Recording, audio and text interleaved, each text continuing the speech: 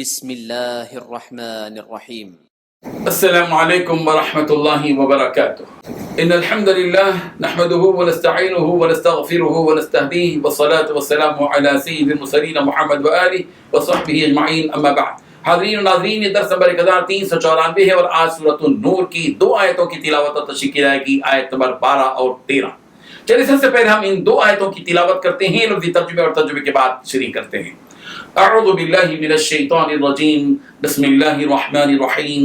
لولا اذ سمعتموه ظن المؤمنون والمؤمنات بانفسهم خیرا وقالوا هذا افک مبین لولا جاءوا علیہ باربعة شہداء فإذ لم يأتوا بالشهداء فأولئك عند الله هم الكاذبون، صدق اللہ العظیم۔ لفظی ترجمہ یوں ہے، لولا اذ سمعتموه، کیوں نہیں جب تم نے اس کو سنا، تو ظن المؤمنون، مومن مردوں نے خیال کیا، والمؤمنات اور مومنہ عورتوں نے بھی انفسہم خیرا، اپنے نفسوں میں نیک، وقالو اور کیوں نہیں کہا، هذا افک مبین، یہ تو ظاہر جھوٹ بہتان ہے۔ لولا جاؤ، کیوں نہیں لائے وہ علیہ اس الزام پر بھی اربعۃ شہداء، 4 گواہ، فإذا لم يأتوا بالشهداء، پھر جب وہ گواہ نہیں لائے، فأولئک، تو وہ لوگ عند اللہ، اللہ کے ہاں، هم الکاذبون، وہی جھوٹے۔ ترجمہ یوں ہے، جس وقت تم لوگوں نے یہ بات سنی تھی تو ایسا کیوں نہیں ہوا کہ مومن مرد بھی اور مومن عورتیں بھی اپنے بارے میں نیک گمان رکھتے اور کہہ دیتے کہ یہ کھلم کھلا جھوٹ ہے، اور وہ بہتان لگانے والے اس بات پر 4 گواہ کیوں نہیں لے آئے؟ اب جب کہ وہ گواہ نہیں لائے تو اللہ کے نزدیک وہی جھوٹے ہیں۔ ان دو آیتوں میں 4 باتیں بتلائی گئی ہیں۔ پہلی بات، جس وقت تم لوگوں نے یہ بات سنی تھی تو ایسا کیوں نہیں ہوا کہ مومن مرد بھی اور مومن عورتیں بھی اپنے بارے میں نیک گمان رکھتے۔ دوسری بات، کہہ دیتے کہ یہ کھلم کھلا جھوٹ ہے۔ تیسری بات، وہ بہتان لگانے والے اس بات پر 4 گواہ کیوں نہیں لے آئے۔ چوتھی بات، اب جب کہ وہ گواہ نہیں لائے تو اللہ کے نزدیک وہی جھوٹے ہیں۔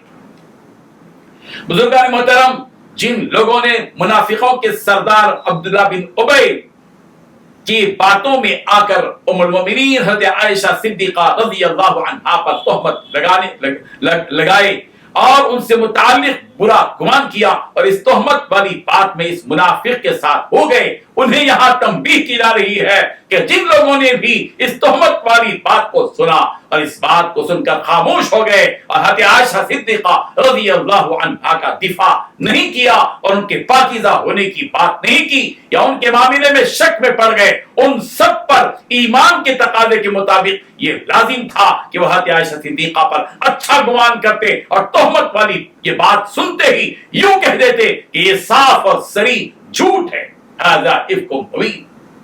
اس آیت کے ذریعے یہ بتلا دیا گیا کہ جب کسی مومن پاس مرد اور عورت پر تہمت لگائی جائے تو فوراً بول دیں اور یوں کہہ دیں کہ یہ جھوٹ ہے، اور ایسے مواقع پر اس نے ظن یعنی اچھا گمان قائم رکھیں اور کسی کے بارے میں بری بات منسوب کرنے سے گریز کریں اور بدگمانی سے بالکل بچیں۔ حضرت عائشہ صدیقہ رضی اللہ عنہا جیسی طاہرہ، پاک باز، فقیہہ، صحابیہ جو ساری امت کی ماں ہیں، ان پر اگر تہمت لگانے کی بات کہی جا رہی ہے تو سارے موجود مسلمانوں کی ذمہ داری تھی کہ وہ ایک آواز میں یہ بات کہہ دیتے کہ یہ کھلا ہوا بہتان ہے جس کا سچائی سے کوئی تعلق نہیں ہے۔ اسلام اس بات کی تعلیم دیتا ہے کہ ہر ایک کے ساتھ اچھا گمان رکھا جائے۔ اگر کوئی شخص بغیر شرعی دلیل کے کسی پر تہمت لگائے اور بہتان باندھے تو اس کی اس جھوٹی بات کو جھٹلانا، ریجیکٹ کرنا، رد کرنا بھی واجب ہے، اس لیے کہ اگر جھوٹی تہمت لگائے جانے کے بعد سارے لوگ خاموش رہیں گے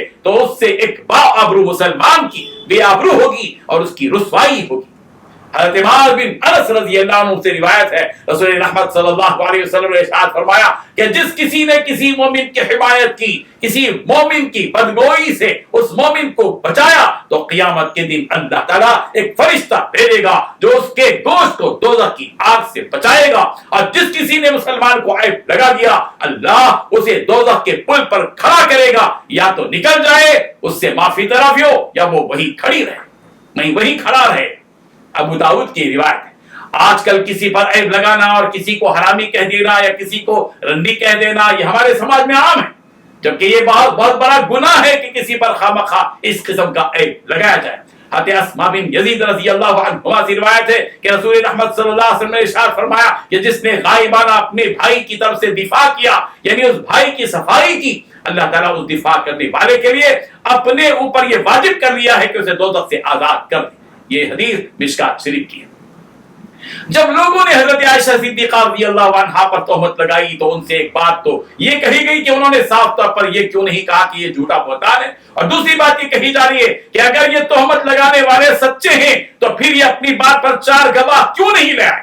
بغیر دیکھے اور بغیر گواہ اور دلیل کے جو لوگ ایسی باتیں منسوخ کرتے ہیں وہ جھوٹے ہیں، وہ جھوٹے ہیں۔ کیا صرف لشکر کے پیچھے رہ جانے کی بنیاد پر اتنا بڑا الزام کسی پر لگایا جا سکتا ہے؟ نہ ہی خود دیکھا اور نہ ہی کسی نے گواہی دی، خواہ شک کی بنیاد پر اب اتنی بڑی غیر ذمہ دارانہ طور پر بات کہہ دی گئی اور اس تہمت کو خوب اچھال دیا، اور ام المومنین حضرت عائشہ صدیقہ رضی اللہ عنہا کا دل توڑ دیا۔ نقصان تو ان کا ہوا جنہوں نے یہ گھٹیا حرکت کی۔ ام المومنین کے لیے تو درجات کی بلندی ہے، انہیں یہ اعزاز ملا کہ رب ذوالجلال نے آسمانوں سے ان کی برات کا اعلان کر دیا، اور وہ برات قرآن مجید کا حصہ بنا، اور آج بھی وہ آیتیں قرآن مجید میں موجود ہیں اور قیامت تک موجود رہیں گی۔